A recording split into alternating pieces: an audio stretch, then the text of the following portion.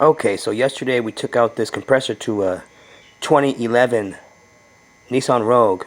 I noticed that this wasn't the original compressor, so we already have problems with the third compressor going in.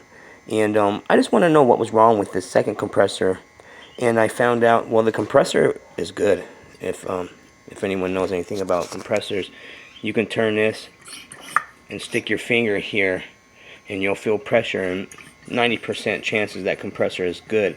The only other part that would make this compressor not work is the coil that's behind here, the power pack that turns on this clutch to spin the system to get it going.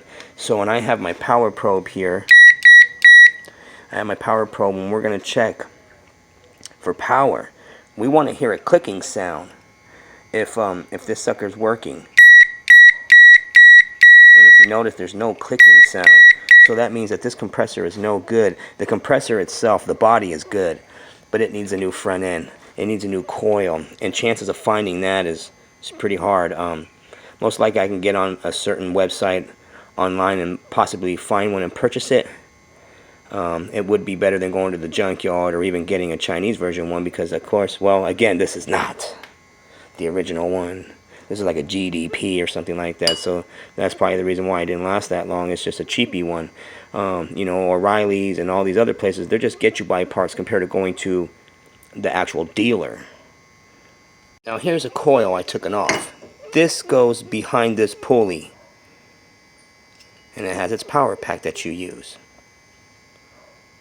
And then here is the clutch. I'm going to set that right on top of there and connect these and watch and see how this works. Goes the power. Hear that beeping? That means we have power. If you can listen closely, you'll even hear a click when I press the button.